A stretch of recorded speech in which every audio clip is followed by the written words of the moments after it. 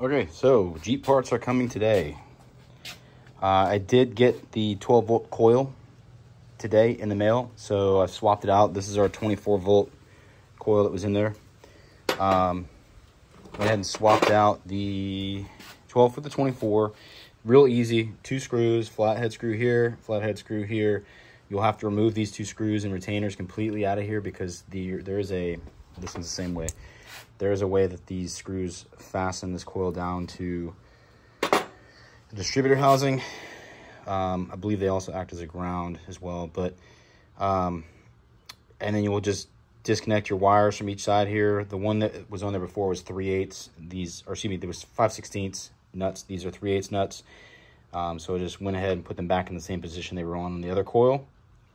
So later on today, probably this evening, we'll go ahead and put our distributor cap back on, put our wires back onto our spark plugs, and then we'll be moving on to the next portion of this project. Now, I'm expecting the other parts to arrive sometime before 7 p.m. tonight. So once I get those parts here, I will do an unboxing video to show you what we have, and then we'll move forward with the repair process as far as getting these new parts installed. All right, it's been a few days. Parts have arrived. As you can see, we got a brand new 12-volt alternator bracket for mounting it up, and a brand new 12-volt high torque starter. Plan, kind of show you what we're dealing with here, is the bracket that they sent from Kaiser Willys is a generic bracket that's designed to fit on many different applications for this Jeep. It's also designed to fit on other vehicles like Chevy, Ford, all those. It's a generic bracket. So your alternator gets mounted up on here, which I'll show that part here in shortly. But it's got all these different adjustments on it. So here is our mounting for where the generator was on here. You can see at some point or another in the Jeep's life, somebody has broken this off or snapped it off and re-welded it. So this is probably not going to be exactly the way it should be dimensionally. Now, a couple things I noticed on here first. When this bracket came, it's got a 5/16 hole in it, right? So the holes from the original generator are closer to like 3/8 to half an inch. So, and they have these bushings that sit in here, right?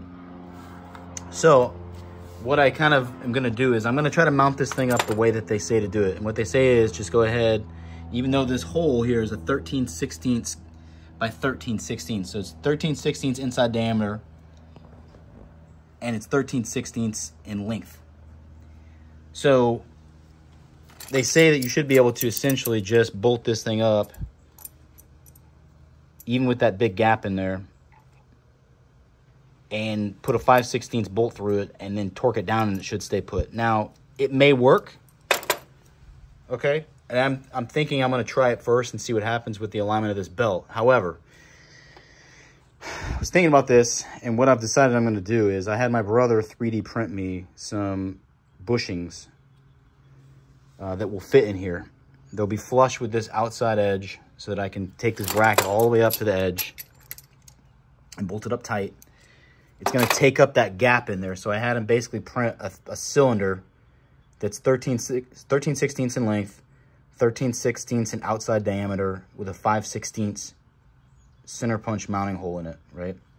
And I'll show you those. I have to go pick them up. I'm not going to get them today. I'll have to get them probably this weekend from him. But we're going to try to bolt this thing up first, check our alignment, see how it works. If it doesn't look right, if we have the wrong angles for our belt alignment or any of that stuff, excuse me, we're going to go ahead and shim that with the bushings that are made and then reinstall it again. Another thing that after doing some research on this, I mean, there's all these different adjustments you have to do in here. I'm going to put some thread locker on here or some lock washers or something. But I've seen where people have had to weld these when they get them dialed in so that they don't move. Because over time, you can see these nuts are going to probably back their way off, and stuff's going to get loose, and it's going to start shaking. It's going to start coming out of being dialed in. So today, the plan is to go ahead and get this starter bolted up, and then we're going to put the cap back on. We're going to put the wires back on. And we're going to start playing with this bracket. So I'm going to have to take it apart and start moving some parts around on it, make some adjustments, mount the alternator, mock it up, and see how it fits. Right now I'm working on figuring out exactly where the ears are on the generator. Were they on the outside or the inside edge of the, the mounting bracket. So I'm pretty sure, so the outside edge was on this one, which leads me to believe it was probably on the outside edge of this other one as well. So we'll have to take a look at that. Yeah, and you can see where it's actually, the old one's kind of deformed a little bit. So I'm thinking this was the outside edge. So we're going to mount this bracket just the way the generator was, outside to outside. And then we'll just play with it and see if it works. So next thing we're going to do is starter. So we'll get that bolted up and we'll take a look at that when it's done. All right, there it is. Starter is bolted up. So I ran into a couple of issues on this. Well, let's say that's one issue really. This bolt is not a through bolt into the bell housing. It's one small bolt, and it looked like it had plenty of space. I don't think the threads go all the way in there enough. The mounting plate for the old starter is probably double this thickness here. So I ended up having to put a couple of lock washers on this top bolt just to take up the difference in the bolt length. But it is in there tight now, so we're good to go on that. So the next thing is we're going to put the cap back on, hook our plugs back up, and I'll get a picture of that. We'll get it finished up. All right, we got the cap back on the distributor. Got our wires all hooked back up. Again, make sure that you mark your wires when you take them off so you know how to put them back on in the right orientation, the right firing order. Number 1 is always going to be your forwardmost cylinder, 2, 3, 4 back, and just put a little note on there. Or you can put a piece of tape around it if you don't want the marker on your wires. All right, so next thing we're going to do, we're going to start messing with this bracket over here for this alternator. Here's the bushing for it. I'm going to go grab the bracket. I'm going to start kind of playing with it a little bit and see if I can get the adjustments right on it. And then we'll mount the alternator up to it and start working on it. Okay, so starter is bolted up. Cap's back on the rotor and distributor. Wires are on. We got the alternator bolted up. It is pretty darn close as far as being aligned with all the other pulleys. I think that what I'm going to do is just test run it to make sure everything's good to go. And I'm going to take the alternator loose again and stick one more flat washer in through here. I had to actually put 3 washers in there to make up the distance that the alternator needed to come back on this adjustable bracket. This bracket is, in my opinion, incredibly poorly made. It's a poor design. There's another bracket online that's a straight up bolt up, but it's $105 additional plus shipping. I figured I'd try this first. If this thing starts eating belts, then I'm going to throw this one in the trash and we're going to buy the other kit. Yeah, so I probably spent over an hour just fighting this thing to get the settings right on it. It is solid. It is solid.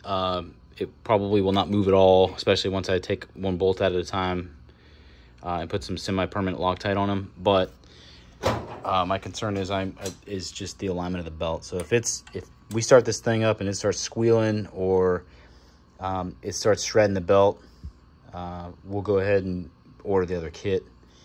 I will probably try to shim it first just to see where we're at with it. I know that's a little bit of a cheap way of doing it, but you know, we'll just see if that works temporarily, and then we get down the road, 6 or 8 months down the road, and we're shredding belts left and right, then we'll switch it. But I think we'll probably shim it first. So the next thing's going to be, I'm going to go ahead and upload this video as part 7, just because of where we're at right now. The next is going to be wiring the alternator up to the starter and battery and all that, and then the key switch. And we're going to do a test run on the engine again with all those components in place. And then after that, it'll be brakes. So that'll be a video that's coming up pretty soon. So I appreciate everybody who's watching the videos. Go ahead and subscribe to the channel. I've got a lot of different stuff I'm going to be putting out.